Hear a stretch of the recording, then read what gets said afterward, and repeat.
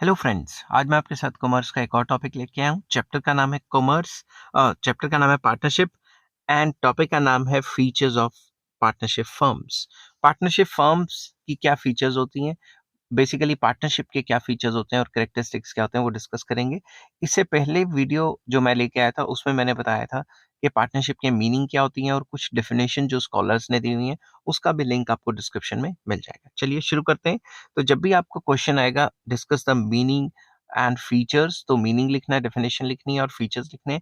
अगर आपको simple question आ जाता है discuss the features of partnership, तो भी आपको मीनिंग डेफिनेशन ऐड ऑन करनी ही है, क्योंकि उससे आपके नंबर बहुत अच्छे आएंगे। चलिए शुरू करते हैं। द इसेंशियल फीचर्स और characteristics of a partnership firm are as under. Number one, two और मोर पर्सन्स। पार्टनरशिप हमेशा दो या दो से ज्यादा पर्सन्स में होती है। एक अकेला क्या पार्टनरशिप करेगा? एक अकेला तो वन पर्सन कंपनी होगी ना। समझिए बात, सोल प्रोप्राइटरशिप होगी ना, एक अकेले बंदे से नहीं पार्टनरशिप होती। There must be at least two person to form a partnership. कम से कम दो बंदे तो होने ही चाहिए पार्टनरशिप के लिए। A person cannot enter into partnership with himself. मैं अकेला कोई बिजनेस खोल रहा हूँ, मैं अपने आप से थोड़ा ना पार्टनरशिप करूंगा। समझ गए बात? The maximum number of persons in a partnership should not exceed 50 in case of partnership of professionally governed by separate laws.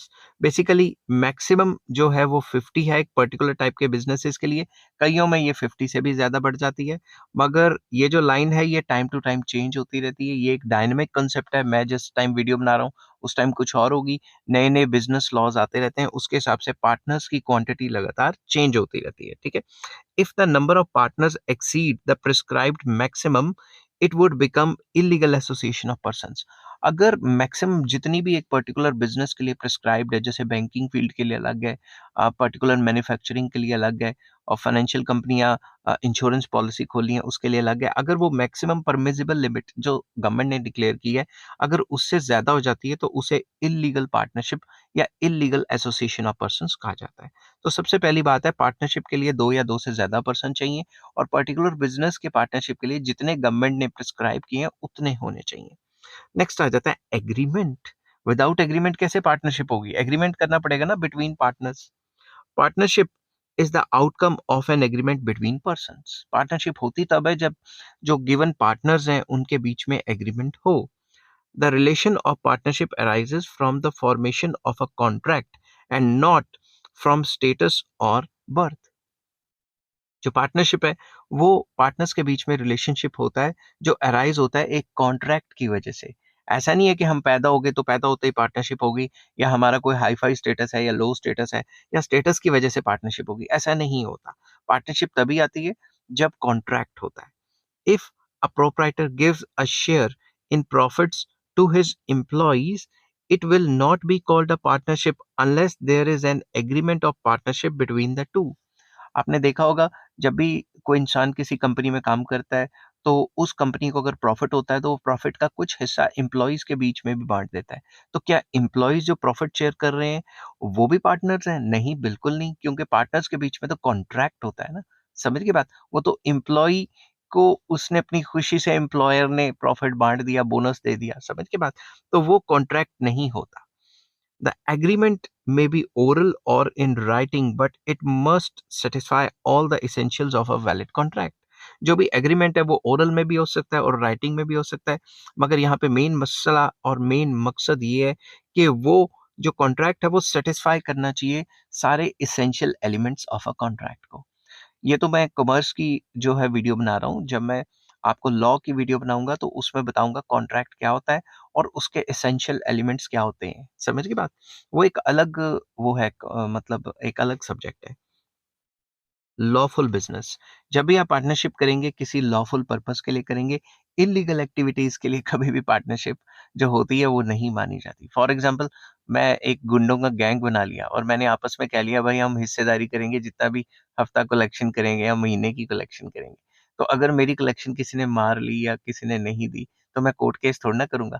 तो जितने भी पार्टनरशिप एग्रीमेंट्स होते हैं, ये लॉफुल बिज़नेस के लिए होते हैं, इल्लीगल बिज़नेसेस के लिए या अनलॉफुल एक्टिविटीज़ के लिए कभी भी पार्टनरशिप नहीं मानी जाती, ठीक है?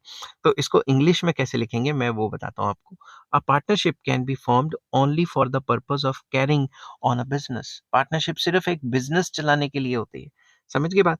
An association of persons who jointly own a house without carrying on a business is not a partnership. For example मैंने अपने ब्रदर के साथ या फिर मैंने अपने फ्रेंड के साथ एक घर खरीद लिया। अब वो घर जो है वो बिज़नेस के लिए थोड़ी ना खरीदा, वो तो रहने के लिए खरीदा है। उसने ऊपर रहना है, मैंने नीचे रहना है या वाइस वर्सा मैंने नीचे रहना है घर के, उसने ऊपर वाली मंजिल में रहना है, तो वो तो रहने के लिए है। वो कोई मतलब बिज़नेस नहीं है। तो ये लॉफुल बिज़नेस के लिए पार्टनरशिप मानी जाती है। Moreover the business carried on by the partners must be lawful.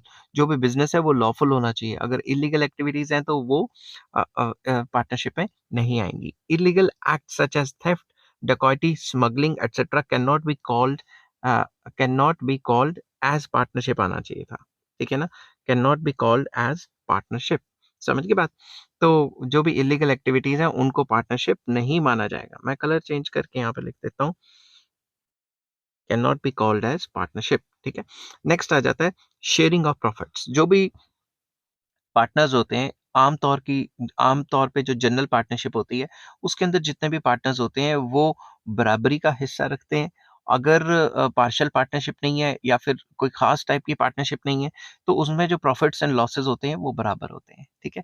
क्योंकि उन्होंने अपनी बराबर कैपिटल डाली होती है। और कितने टाइप की पार्टनरशिप है उसके भी लिंक आपको डिस्क्रिप्शन में मिल जाएंगे। चलिए शुरू करते हैं इस पॉइंट को। The agreement between the partners must be to share the profit of the business. Basically जो पार्टनर्स हैं उनके बीच में जो एग्रीमेंट हुआ है कि वो आपस में प्रॉफिट्स को शेयर करेंगे, ठीक है? There can be no partnership without the intention of mutual gain. अगर आपका इंटेंशन म्यूचुअल गेन नहीं है आपस में, तो फिर पार्टनरशिप करने का क्या फायदा? कोई पार्टनरशिप ही नहीं मानी जाएगी। The profits must be distributed among the partners in an agreed ratio. जो भी एग्रीड रेशो है पार्टनरशिप डीड के अंदर जो लिखा हुआ है कि इतने इतने परसेंट में डिस्ट्रीब्यूट की जाएगी, उसी तरीके से जो प्रॉफिट्स हैं उसको डिस्ट्रीब्यूट किया जाएगा। फॉर एग्जांपल मैंने डाले हैं 20% पैसा, मेरे फ्रेंड ने डाला 80% पैसा, तो उसको प्रॉफिट भी 80% ही जाना चाहिए ना। समझ गई बात? Similarly losses should be shared among the partners. Losses को भी शेयर किया जाएगा। ये नहीं कि प्रॉफिट का जो हिस्सा है वही लेगा पार्टनर और लॉस नहीं लेगा। समझ गई बात? However sharing of profits is not a conclusive proof of partnership. अगर आप प्रॉफिट्स को शेयर करते हो तो ये जरूरी नहीं है कि ये पार्टनरशिप ही माना जाएगा। एग्जाम्पल मैंने पीछे भी दी थी। फॉर एग्जाम्पल अ मैनेजर में be given a share in profits of the firm. Company ने प्रॉफिट कमाया और मैनेजर को कुछ हिस्सा दे दिया, मगर मैनेजर तो एम्प्लॉय रहेगा ना, वो पार्टनर तो नहीं ना बनेगा फर्म का। समझ गई बात? नेक्स्ट आ जाता है mutual agency. Very important point. Partnership business can be carried on all the partners और by any of them acting on the behalf of others. जो पार्टनरशिप बिजनेस है वो सारे के सारे पार्टनर्स इकट्ठे चलाते हैं, और कभी कभी ऐसा होता है कि एक पार्टनर दूसरे जो पार्टनर्स हैं उनके बिहाफ पे कुछ एक्शंस ले लेता है। इसको म्यूचुअल एजेंसी फंक्शन कहा जाता है। In other words every partner is an employed agent of the other partners and of the firm. वो फर्म का और अदर पार्टनर्स का एक एजेंट माना जाता है, जो बाकी जो क्या कहते हैं जो पार्टनरशिप फर्म है या बाकी पार्टनर्स हैं उनका एक एजेंट माना जाता है कि उनके बिहाफ पे वो काम कर रहा है, कंपनी के बिहाफ पे काम कर रहा है, पार्टनरशिप फर्म के बिहाफ पे। Each partner is liable for acts performed by the other partners on the behalf of the firm. For example 4 partners हैं, एक कंपनी है, एक ने एक का मेन ड्यूटी फिक्स कर दी कि आपने सेल परचेज करना है, तो वो सेल परचेज करेगा on the behalf of other partners and firm. तो इस चीज को म्यूचुअल एजेंसी फंक्शन कहा जाता है, वो बाकियों का और कंपनी का एजेंट माना जाएगा। समझ के बात? नेक्स्ट आता है अटमोस्ट गुड फेथ। तो ये भी एक इंपॉर्टेंट कंपोनेंट है कि भाई भरोसा होना चाहिए बहुत ज्यादा। अगर भरोसा नहीं होगा, गुड फेथ नहीं होगा, तो पार्टनरशिप का तो बैंड बज जाएगा। The relations between partners are based on mutual trust and confidence. आपस में ट्रस्ट एंड कॉन्फिडेंस होना चाहिए। Every partner is expected to act in the best interest of other partners and of the firm as a whole. हर एक partner जो है अपने best interest और पार्टनरशिप के इंटरेस्ट में और कंपनी के इंटरेस्ट में काम करेगा और कोई बेईमानी ना करे, सिंपल वर्ड्स में यही कह सकते हैं। He must observe utmost good faith in all dealings with his को पार्टनर्स। जो भी अपने को पार्टनर्स हैं उसके, उनके साथ जो भी डीलिंग करेगा वो ईमानदारी से करे, ठीक है। He must render true accounts and make no secret profits from the business. वो ट्रू अकाउंट्स, जो भी खर्चा हुआ है या जो भी अकाउंट्स है उनका प्रॉपर पिक्चर दिखाएगा बाकी पार्टनर्स को और फर्म को जमा कराएगा, और वो कोई सीक्रेट प्रॉफिट नहीं खाएगा। सीक्रेट प्रॉफिट मतलब मान लो मैं एक पार्टनर हूँ और मेरे ऊपर जिम्मेदारी डाल दी, हर एक की जो जिम्मेदारी है वो डिस्ट्रीब्यूट की हुई है। मेरे ऊपर ये है कि मैंने सामान खरीदना है, मेरे को परचेज के लिए रखा हुआ है रॉ मटेरियल के। अब जब भी मैं purchase of raw material bulk में करूंगा तो मैं उसमें कमीशन नहीं खाऊंगा या फिर कोई अपना ऐसा प्रॉफिट नहीं खाऊंगा जो बाकी पार्टनर्स को पता ही नहीं होगा। समझ के बाद उसको सीक्रेट प्रॉफिट कहा जाता है। नेक्स्ट आ जाता है अनलिमिटेड लायबिलिटी। ये भी बहुत इंपॉर्टेंट पॉइंट है कि अगर एक भी पार्ट मतलब अगर कंपनी को लॉस हो गया तो जो लायबिलिटीज होंगी पार्टनर्स के ऊपर वो अनलिमिटेड होंगी। मगर किन किन केसेस में लायबिलिटी अनलिमिटेड नहीं होती वो मैंने टाइप्स ऑफ पार्टनरशिप में डिस्कस किया है, वो आपको लिंक में जो लिंक है डिस्क्रिप्शन में मिल जाएगा। Every partner is liable to an unlimited extent for the debts of the partnership firm.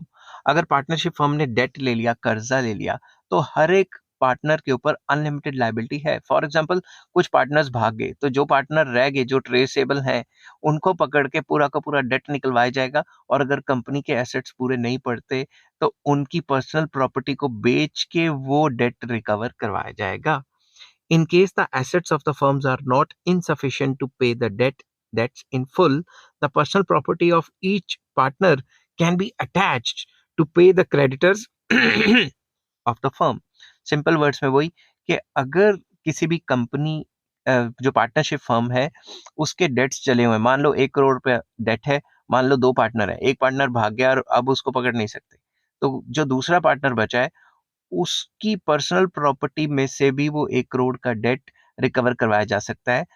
अगर जो बिजनेस फर्म है, जो पार्टनरशिप फर्म है, उसके एसेट्स पूरे नहीं पड़ रहे, मान लो एसेट्स हैं 50 लाख के, तो 50 लाख का तो कर्जा फिर भी रह गया ना, अगर 1 करोड़ का लोन लिया तो 50 लाख का कर्जा कहाँ से चुकाया जाएगा? जो पार्टनर बचा हुआ है उसकी पर्सनल प्रॉपर्टी को बेचा जा सकता है। समझ गई बात?